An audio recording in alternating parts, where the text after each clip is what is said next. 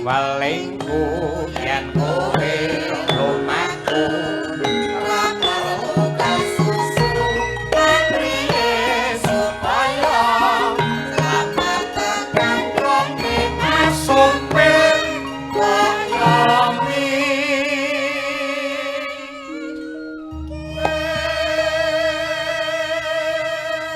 dadi pati uripe wong sak njero bis utawa sak njero kendaraan utawa montor apa wae kuwi gumantung piye supire. Lah niku.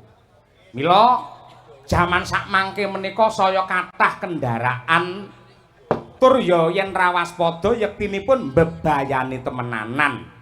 Mula pangandikane para pinter kae ngati-ati wae lagi setengah slamet yen ora ngati-ati padha karo soroh nyawa. Lah niku. Mila kedah waspada kudu ngati-ati yen pancen dadi sopir utawa menaiki kendaraan ya syarat-syarate kudu ngerti. Klebu anak-anakku waranggana iki yen pancen numpak pedah motor ya syarate wong numpak pedah motor iku kudu disembadani luwih dhisik.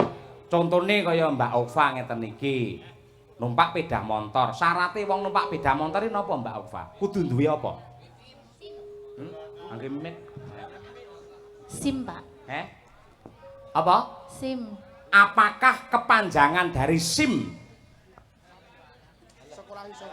Oh, kowe bocah saiki ra ngerti ngono kuwi. Butuhe numpak karo ditumpaki ngono ae. Ayo.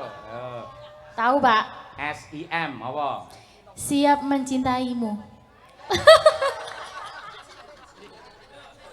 Kowe iki lek omong ngono iki pas nek mbokmu ngono lho. Lah pripun, Pak? Sing asli piye? SIM apa? Ayo. Siap izin surat izin surat izin mengemudi, Pak. Apa? Surat izin mengemudi. 100 surat izin mengemudi. Selain SIM kudu duwe apa neh? STNK. STNK, Pak. STNK. Apakah kepanjangan dari STNK? Surat tanda nomor kendaraan, Pak. Salah. Dan apa, Pak? Dudu kuwi. STNK saya tuwa ning kenceng. Lah iki. Tak nak lah. Sosis walit layu. Bener. Saiki lambu-rambu lalu lintas nika. Nuwun sewu yen enten apa kuwi plang rupane putih njur dasarane iki abang ne apa maknane? Kudu piye lan numpak sepeda motor roh tandha ngene piye? Nang perapatan pamane sisih lor, lor ki ndelalah sampean kok kidul to. Lah ning kene nek pelang sret putih terus abang. Ngono. Apa? Kudu piye? Lek rono piye? Ayo. Stop. Ya. Tidak boleh terus ke sana. Tidak boleh. Yen lampu merah ngerti ora artine? Nggih. Yen ijo apa? Maju terus. Nggih. Jalan ya. Jalan. Yen kuning. Hati-hati, siap-siap. Siap-siap. Nggih. Yen merah? Berhenti. Berhenti. Nah, kuwi bapak-bapak ibu-ibu kudu digatekke. Yen lampune merah kudu berhenti. Merah kok nekat tegese wong ra duwe gila niku. Ngoten niku. Yen pancen ra kenek diempet tenan belok kiri jalan terus. Ngoten niku. Apik kaya ngono kuwi dadi iki penting aja mung numpak sepeda motor. Sok-sok banyaknya terjadi kecelakaan kuwi mergo pancen bocah ki ra ngerti rambu-rambu lalu lintas. Saya-saya nuwun sewu mak-mak nika sok-soke nuwun sewu menangan lek ning dalan. Ratinge iki nengen belok nyiwa. Wonge teko.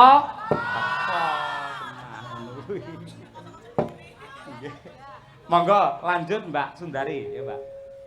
Montor balik cuker akeh korban ketrawasan mulai besake singan Mas sopir cok sembrono.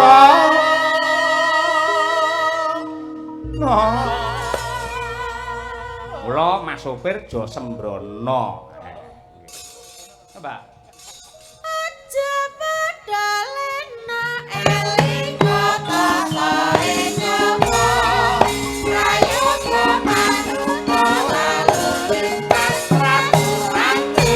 bondo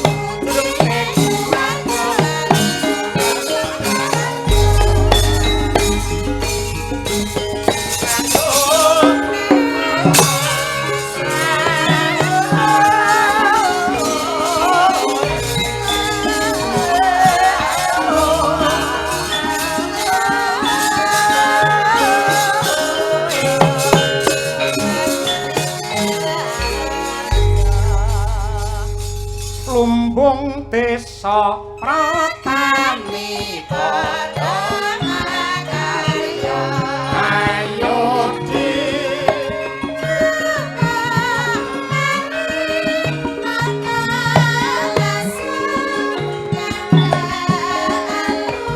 ayo yo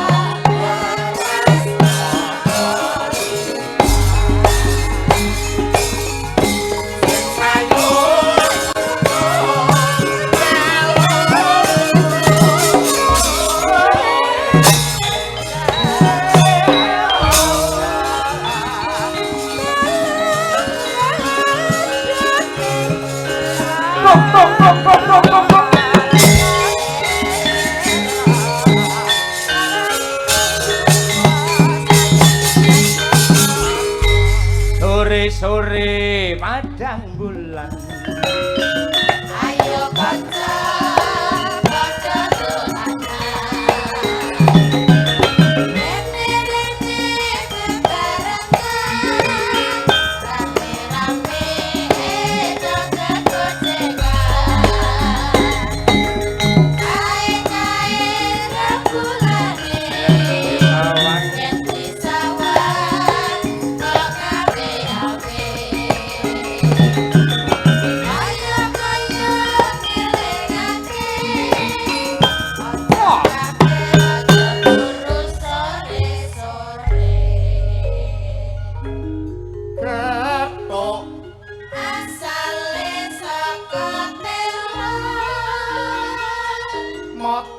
ngantuk iku tandane apa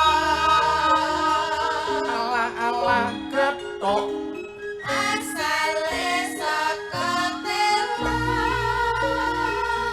yen ra petuk atine rada gelo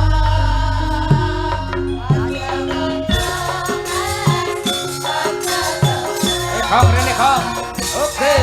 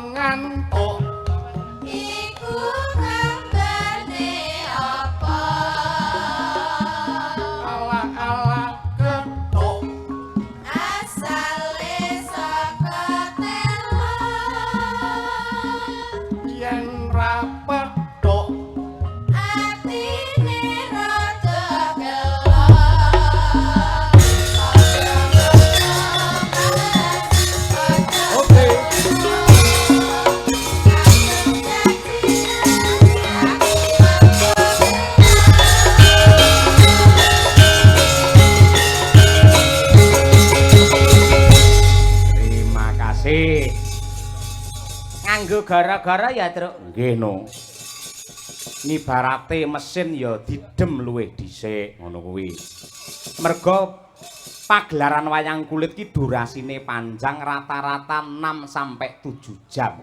Yen iki mung gekeng terus sing mirsani suwi-suwi ya banjur kendu terus merasa bosen melihat pertunjukan wayang ngono kuwi. Ngono ya. Nggih, mula ya ana kendune ana kencenge berwarna-warni beraneka ragam kreasi diaturake supaya para pamirsa wayang tidak merasa jenuh dan merasa jemu. Nah ngono kuwi. Bener. Mangka manut jam kuwi wis jam 1:30 esuke. Ya, Parandene isih akeh para sutresna budaya ing laladan Banyumanik sing kepareng nenggani mapan wonten ing halaman kantor kecamatan Banyumanik. Nganti meh jam 2 parandene isih akeh sing kepareng mirsani kuwi ora perkara lakone apik, ora perkara dalange becik, ora perkara sindene ayu, ora perkara penabuhe bergas. Namun ini adalah salah satu kepedulian penonton wayang Banyumanik terhadap lestarinya budaya Indonesia. Ngono kuwi. Ngono ya. Ya, bener, Truk. Wong sing jenenge wayang iki lak tontonan, tontonane wajibe ditonton ngono kuwi.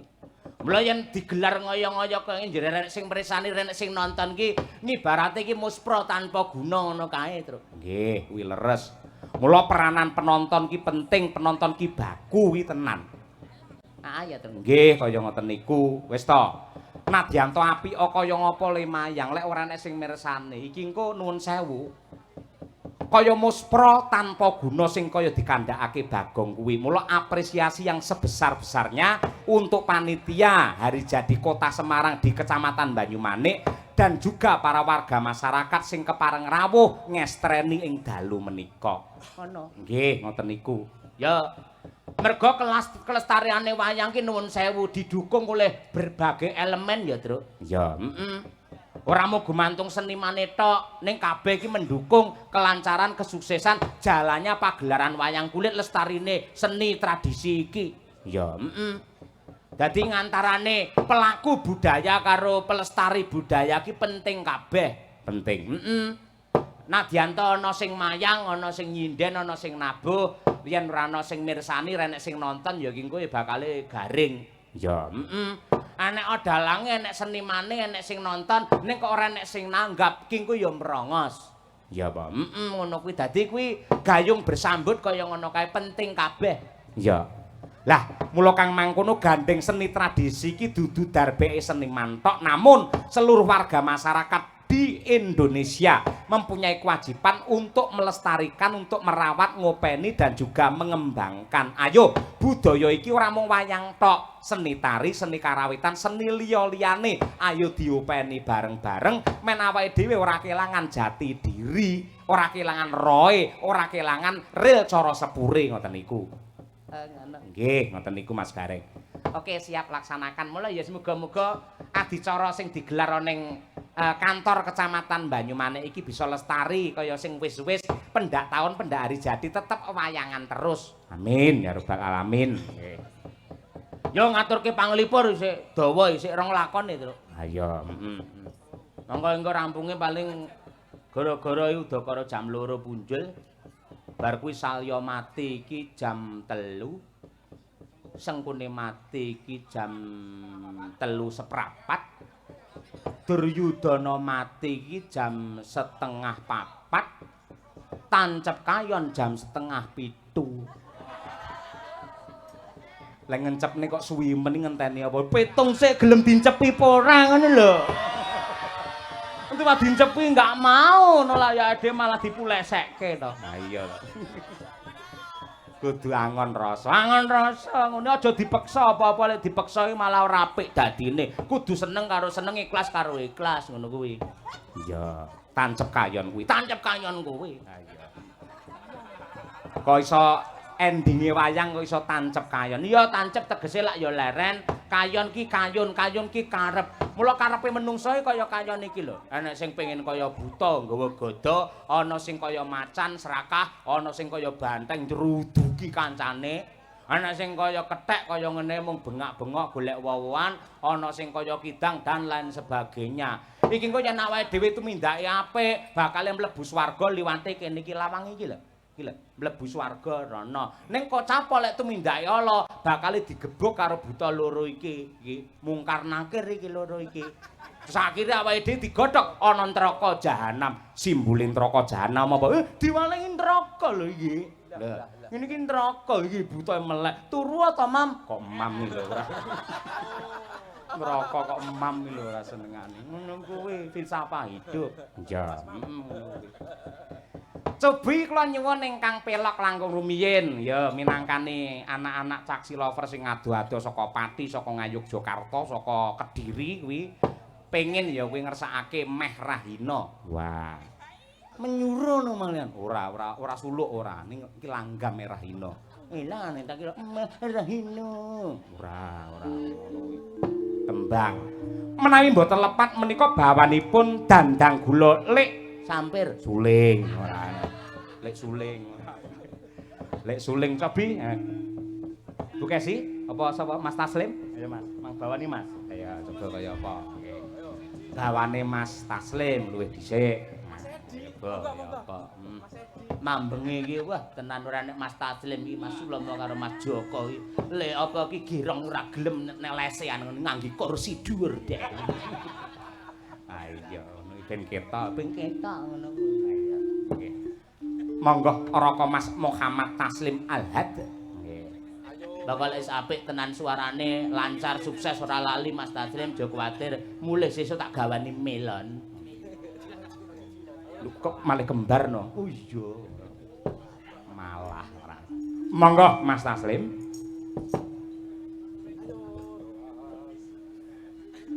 Ayo rowang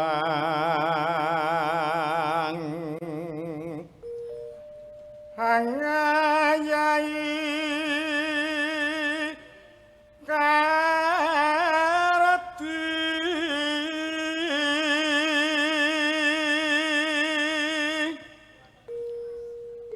ora kendhat pambanguning desa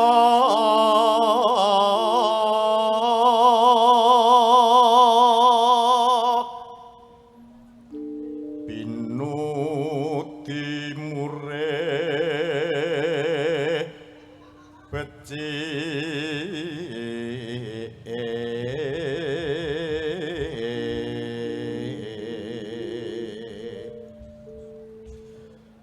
supaya tansah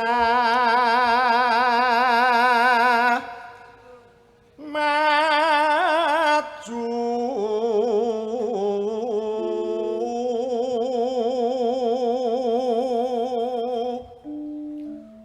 ngupakara karang lan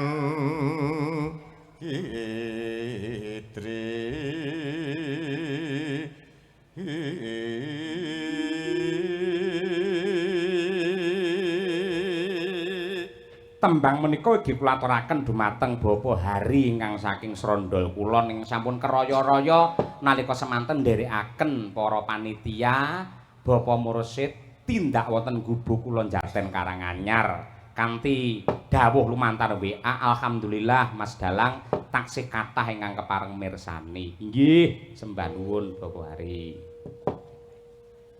Guyub rukun tumandang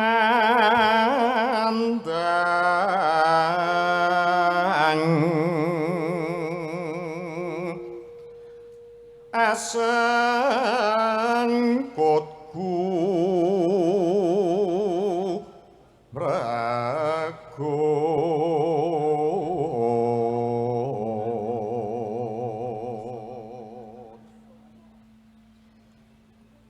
temadadya tata harja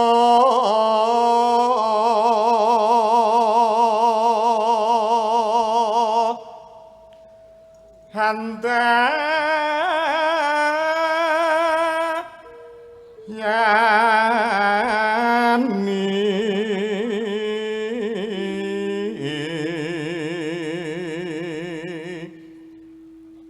murah sandang pangan yekti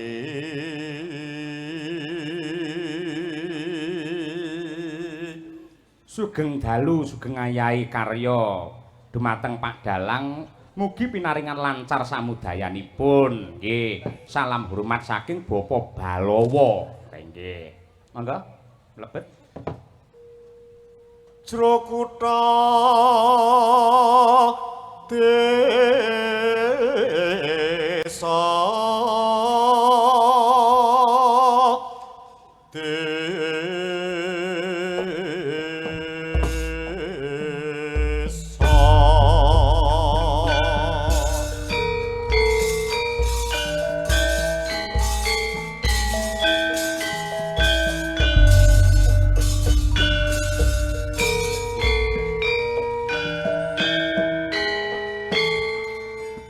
oh ya nin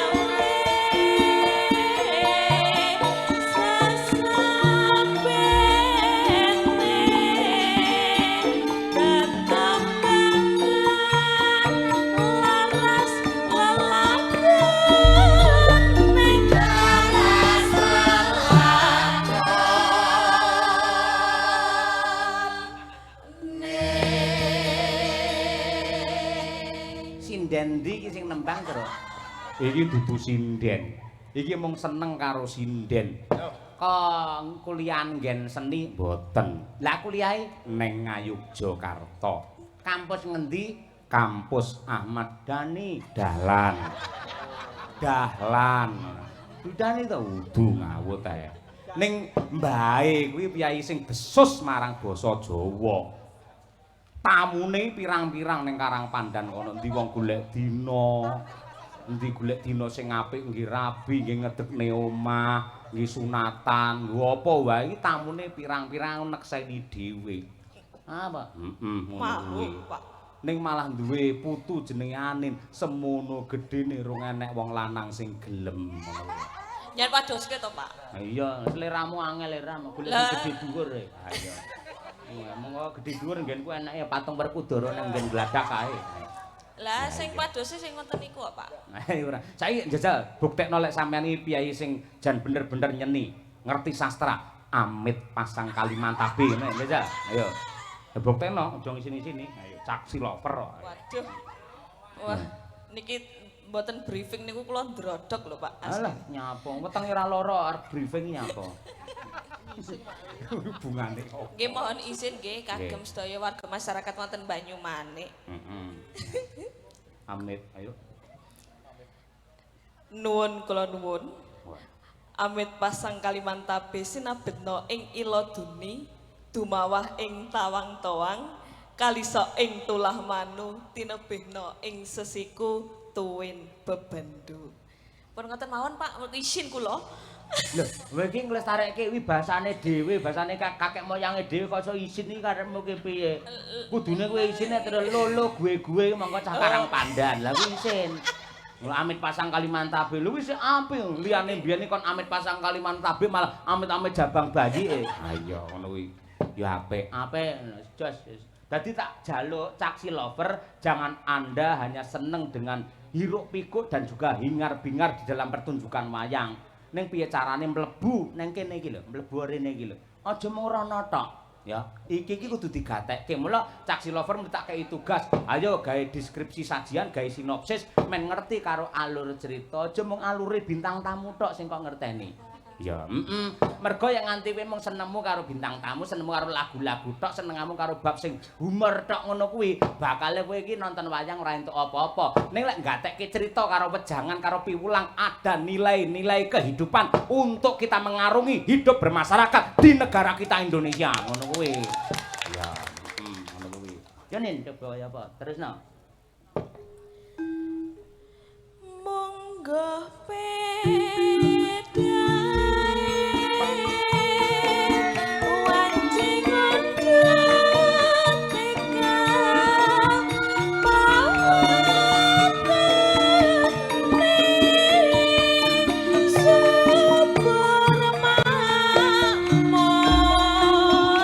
murah sandang pangan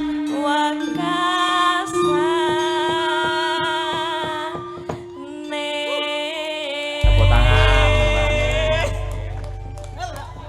Simpang Lima Ria Lapangan Pancasila Bolo CFC niki tamu nggih jenengan Simpang Lima Sasana rame rakyat gede atine ing Jawa Tengah posokan bangun jero kutha tekan desa ngadesa saben dina minulya Simpang Lima diguna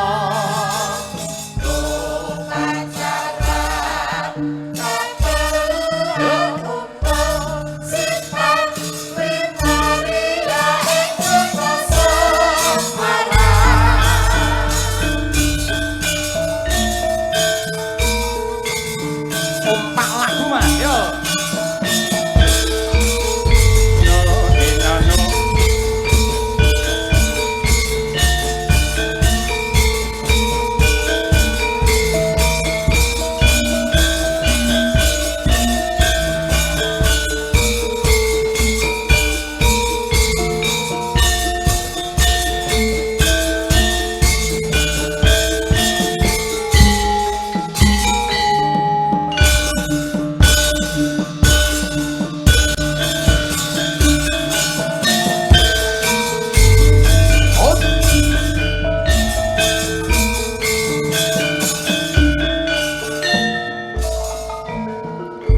Simpang Lima Ria Lapangan Pancasila Semarang kumandang Pranyata Serbaguna Swasana rame rakyat gede atine ing Jawa Tengah posokan bangun jero kutha tekan desa ngadesa saben dina minulya Simpang Lima diguna upacara keperluan umum Simpang Lima Ria Indonesia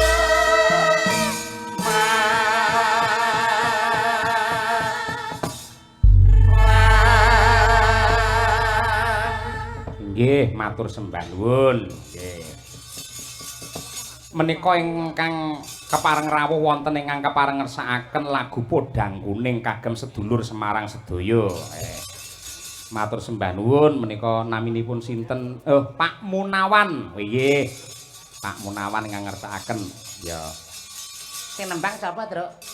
yo tak nyuwun pambiyantu karo Mbak Dian Munasiroh bebarengan karo Mbak Okvalica ya men jumeneng tukung luwih dhisik mangga yuk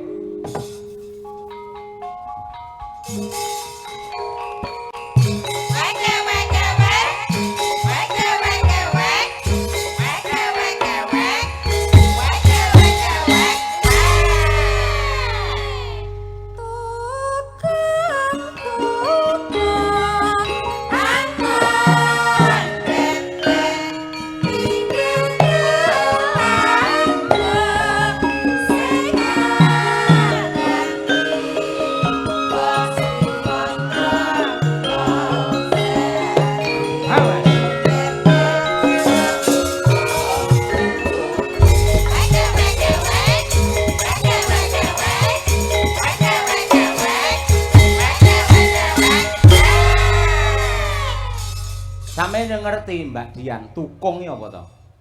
Pitik lho, Pak. Oh, salah, salah. Tembange ngarep kuwi lho wis njlentrehke to. Tukung terus Angon bebek. ya tukang angon bebek kuwi jenenge Tukung. tukung ngono kuwi. Nek tukul? Heh? Nek tukul. Tukul. Lah, tukul lek pancen tukul ndang dikerok apa piye ngono. Ngono lho ya. Ngene maksude. Kuwi ada pesan moral yang sangat luar biasa. Wong ngangon bebek, yen ngrembug bebek kae ya, nuwun sewu. Titenono rata-rata lho. Anggere bebeke wedok kuwi cacahe 50, engko lanange mung 1. Kok saged, Pak? Lho pancen ngono kuwi. Lah, ngono ki lak apa to? Mempunyai pesan yang sangat luar biasa. Wong lanang iku kudu tanggung jawab. Tanggung jawab marang sapa? Yen bebek ya tanggung jawab karo nun sewu si betina bebek sing cacahe 50 kuwi mau. Wong lanang ya ngono pancen wani hidup berumah tangga ya kudu tanggung jawab sakwutu ya marang bojo, marang anak, putu dan lain sebagainya. Mula bebek lanang iki kuat banget. Buktine apa? 1 musuhe 50. Jajal apa mau wong? Siji musuhe 3. Hah? Musuhe 3. Musuhe 3. Nggih. Lho, 3 iso engko digilir sik iso kaya ngono kuwi. Lek 50 kan ya abot kaya ngono kuwi. Lah, ngono kuwi. Tegese iki tentang tanggung jawab seorang laki-laki. Padha karo Piyai Putri. Ngapa kok wong Jawa iki kok Piyai Putri sing nyindani do ngangge gelungan. Gelungan ngapa ta sebabe kok neng ngamburi ora ning ngarep. Napa tegese nadyan ta wong wedok iso sok diarani kanca wingking. Saiki pamane wong rapat ngene, sesuk menudarane apa? Kirangan kanca wingking. Kanca wingking iki tegese wong wedok, ngono kuwi. Tanggung jawabe abot, mbok acara apa wae, kaya hari jadi, kaya wong mantu, wong apa jenenge apitan, wong sunatan, resepsi apa wae. Yang terpenting adalah wanita, mergo wanita yang meracik dan menyuguhkan makanan untuk para tamu semuanya. Lah ngono kuwi. Tepuk tangan. Ya jajak ora ngono kuwi. Mula ya apik ngono. Ya. Nggih, Pak. Dan lho temenanan. Coba kaya apa? Dibamani luwih dhisik. Ayo. Semarandana, ayo. Ayo, Pak. Sing tak warai kae lho. Kowe kudu manut lho, Sapa Pak. sih? Rame lu Sing pecak. tak warai kae lho. Ya ya ya.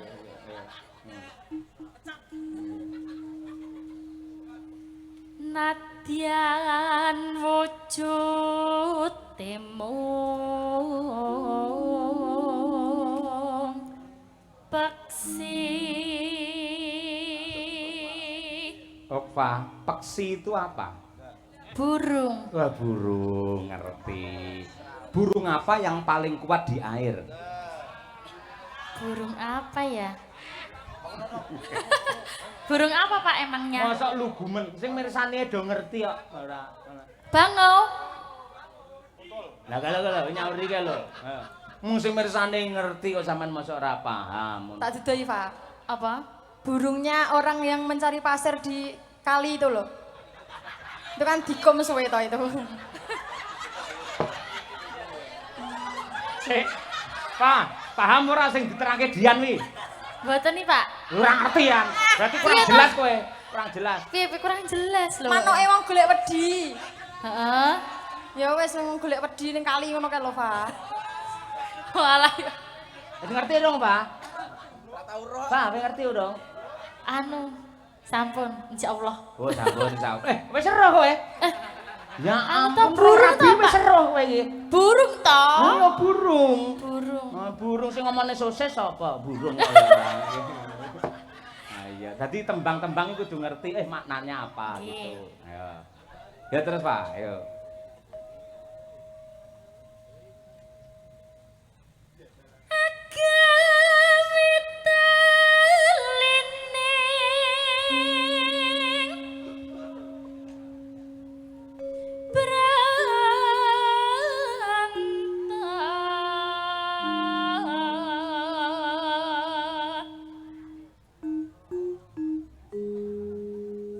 Ayo Mbak Dian, lanjut. Dian. Kok kowe ngakon aku to, Pak? Ampun, Bos. Ampun, Bos. Walap. Aduh, dipecat lagi bari. Alus manis nengsem make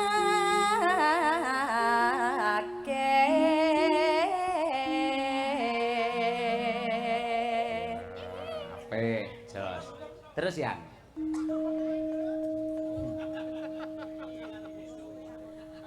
Waswengken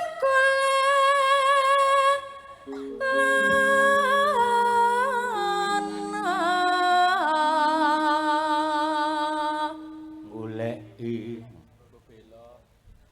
golek isi Wiratmaya. pot salah Pak, salah. Salah ya, Pak. Maaf, Pak, ora ngerti aku ya. Golek si podang jenar. Jenar ya apa, Pak? Kok takon terus toh Pak jenengan ki Pak? Lho sarjana seni yo awakmu ki. Lah kan aku kan tari Pak. Lho tari mosok ning kono ora diajari bahasa Jawa? Anu, dikit. Lah dikit mula tak takoni lek ngerti ya syukur ora ngerti ku ya takono genti ning aku. Genti aku takon karo kowe dadi kaya cakil ki lho. Ayo ndang ya. Ngerti ora jenar? Napa Pak? Hah. Jenar niku. Lagune apa to? Ngono di logika lagune ki apa jeneng? Anu, podang Podang kuning. kuning. Berarti yang podang jenar adalah podang Kuning. kuning. Oh, Bener. nggih. Lah ngono ki ngerti. Lek seto, seto. Pengendang tari ngono tak goblok ora. Apa seto? Setoi pemain WO Pak. Hah? Pemain WO Pak. Seto kuwi putih kuwi seto. Nggih. Lek argo kuwi apa argo iki? Argo apa? Gunung. Lah sing mirsani ngerti argo ki gunung. Nggih. Yen argo dwi kuwi apa? Gununge Gunung kembar. Kagong elek ora, marai sastra malah ngawut ya ora seneng. Terus Pak, aja diawet-awet ning kemalan ora. Yo. Yo.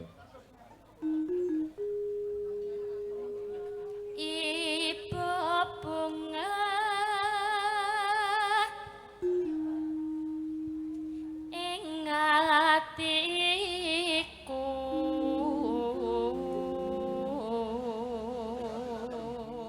Tutupen Mbak Dian. Lawange Pak kudu ae. nyanding bisa dadi tamba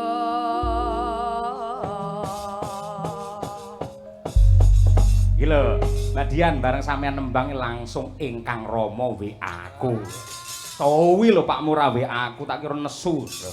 Lah jenengan suwe ramayang ya ora di WA to, Pak? Tak keprok ora wae. Mungkin wingi ya bar ke Ponorogo bar ke Madiun koyo ngono Suramayang. Iki lho Bakmu selamat hari jadi Kota Semarang ke-478. Semoga lebih maju dan berkarya dari Pak Marsono, Bapak Sinden Dian. Dian adalah sindenya Ki Cahyo Kuntadi. Wah, iki lho. Nah, aku manut neng foto nggen Facebook. Ini adalah dalang dan sindenya. Fotonya aku karo kowean. Oh, ora, anake ngakoni ora? Ora, ayo. Ngono kuwi wong pakmu karo aku kompak mosok kowe ora tunduk karo aku. Nah, Ngono kuwi. Ayo. Tembangipun podang kuning. Podang adalah burung yang bisa terbang, kuning adalah emas. Semoga warga masyarakat Banyumanik Kota Semarang terbang tinggi ke zaman penuh dengan keemasan. Yuk, dados podang kuning, yuk. esuk awan ning omah wis ora krasa. Nuduran anggoleki sing tak sayang. Mubeng-mubeng piteranggonku goleki ora krasa. Esuk awan nganti bengi.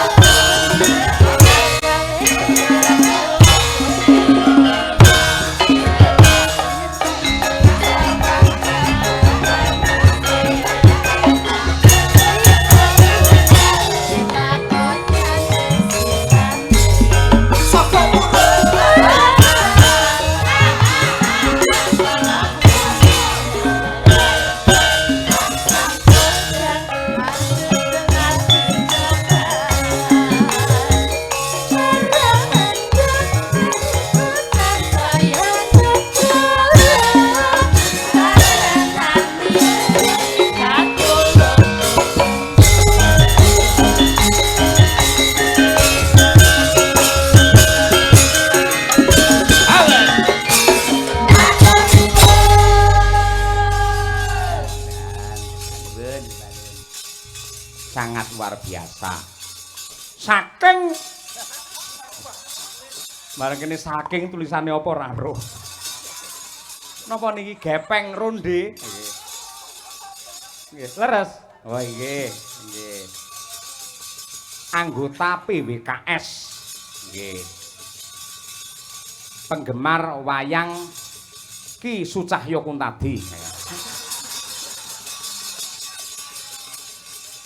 Saking Jalan Damaraya, Podang Kuning, anu Podang Sari, Banyumanik. Nyuwun lagu Sesideman karya Bapak Haji Sukron Suwondo sing nyekar mantune Pak Sukron. Wah, sapa iki? Mantune nusul rene lho, mantune iki. Sapa iki? Iya. Mantune sapa? Ngacung, mantune ngacung sing ndi mantune Mbah Sukron. Ayo. Sing ndi?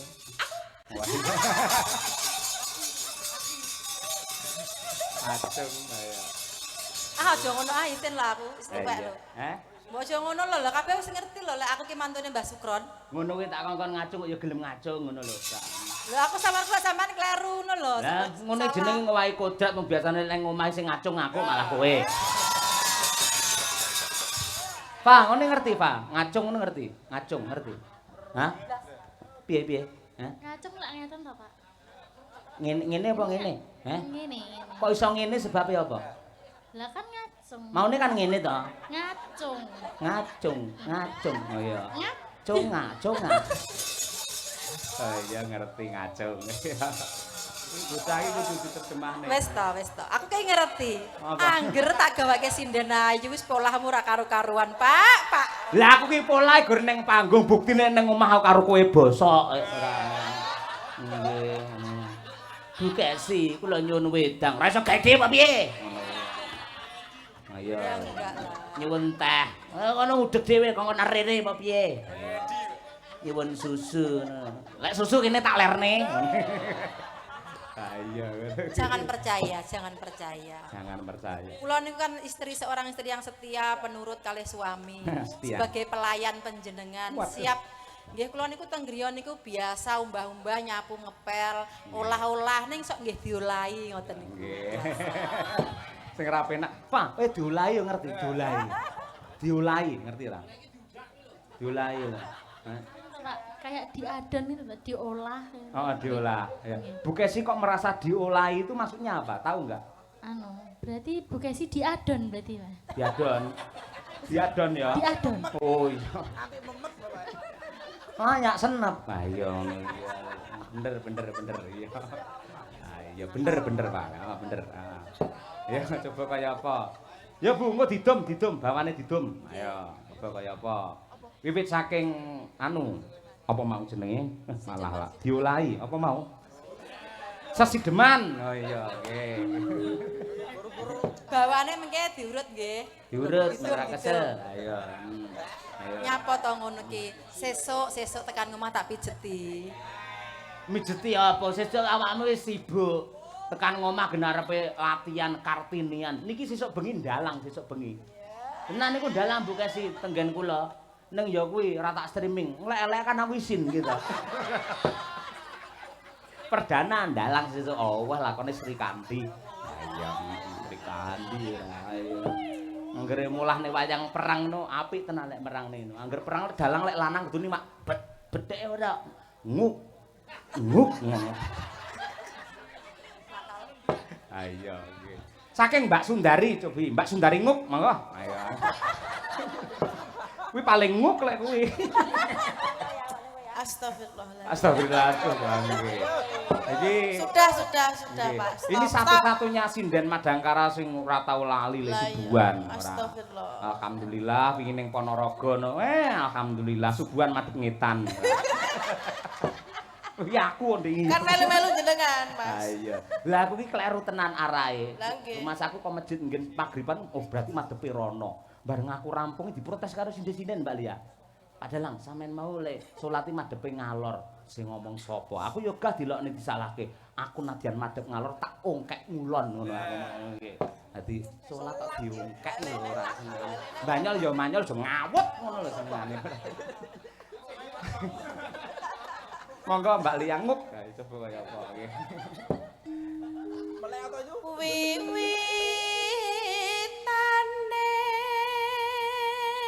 Mambu keong. Andek, yuk.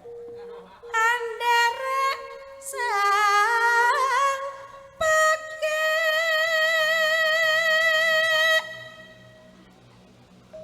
priya bagus kang olah budaya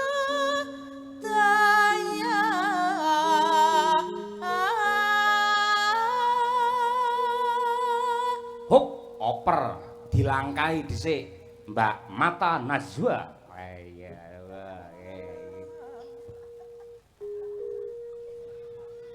Sowan menyang kutha gedhe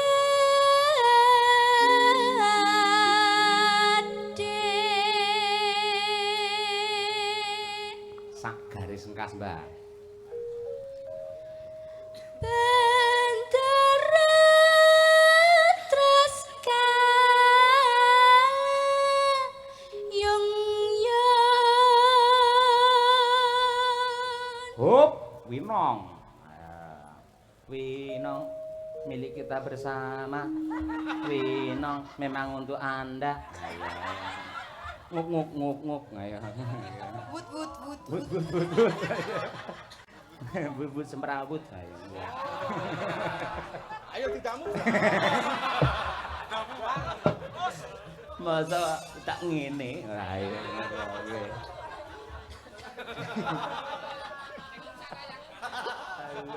Kaya mangan mie ayam ngangge setik dadakan. Tenang, ayo. Dinang, ayo. Esok. Ayo nang ora.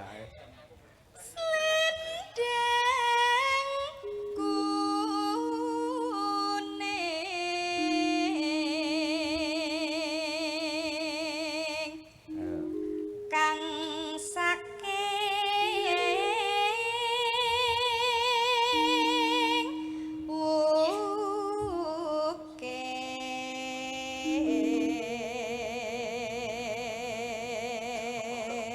Ukir ya apa, Pak? Ayo, ukir ya apa? Ayo. Ukir, ayo. Ukir. Ukir, ayo. Anu to Pak Anu Anu nih sapa? Nah anu, ayo. Napa Pak? Kula mboten ngerti. Bukir sih kok tak omongnya mau nguk-nguk mau lho, kuwi bukir. Wut mau. Oh, kuwi bukir ora ngono kuwi. Sampai ke pundak. Ayo. Golek tak critakne tenan ora ngerti-ngerti tak gambarne ngono. Monggo Pak digambarke mawon. Bunder nih. Yung ora. Sing marai wayang haram iki omonganmu kaya ngono kuwi lho ora.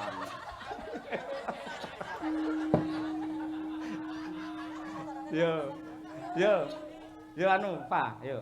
Ayo. Ayo, aku ya anyel lek wong wedok anggar foto dadane tutupi ngono lho. Jidan-jidan lho kan penting ngene nek tutupi lho. Ngopo to? Ayo mending ngono lek ra ngono melet. Iya, Pak itu. Lah kan imut, Pak. Ora sopan foto ngono kuwi. Lah aku yang anggere ndelok ning storymu kuwi ngene aku melu. Wes. Astagfirullah. Elek ora. Ya tak tel kowe engko. Yo, Pak. Aja ngono lek foto ya. Lah pripun Pak Nggak sopan, berarti? ora. Berarti gimana? Gini Pak, gini. Pamara kena dimpet melet tadi dia. Ayo, Pak, ayo.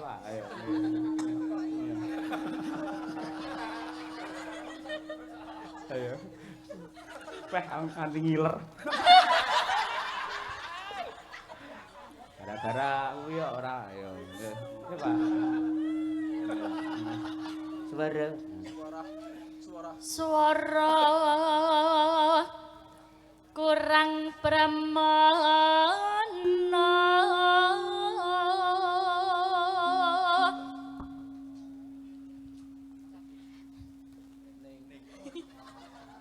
endi kelingan ngukir mau kok kowe ora ayo. Ning ayo. Ning wasis angungro.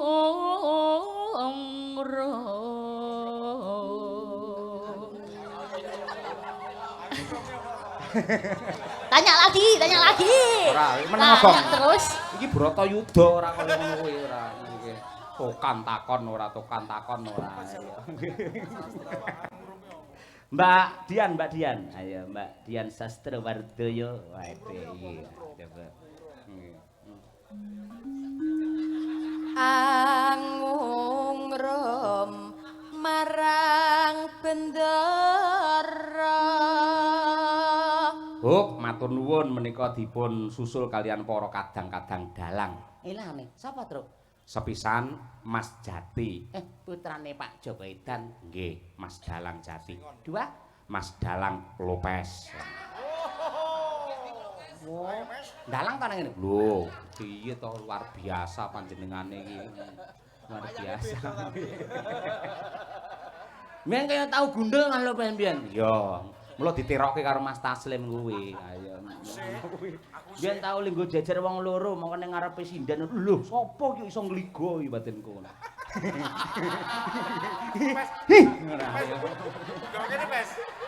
Wis ana kaya bakong ora. Ayo. Ya Mbak Dian, ayo. Tiasu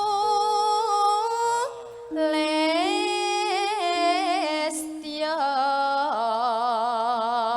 Alah picer. Tapi jer Ngomong to kan jero barang. ngincangake alis. Bareng yo. Ayo terus no. Ayo masuk. Nggih. Aja dintekne tanggal 10 rene neh. Cik, Rok, Lu. Terus tresno sesidheman.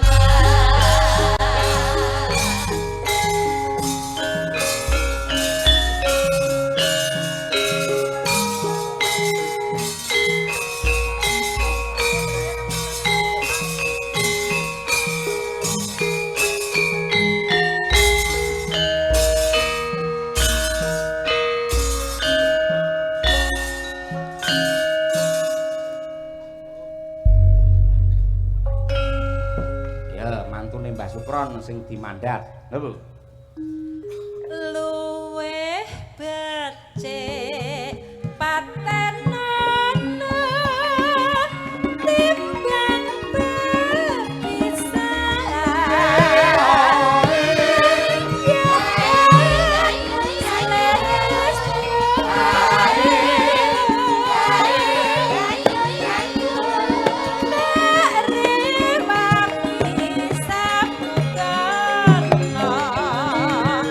marang kula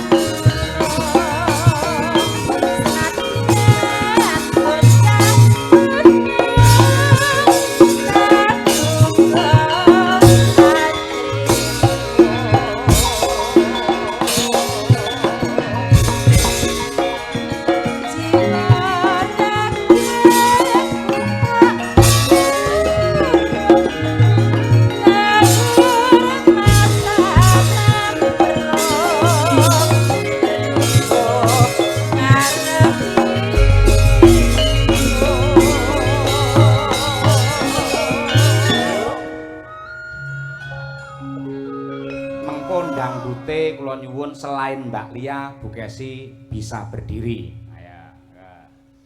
Berdiri ngerti Pak. Aryo, Aryo.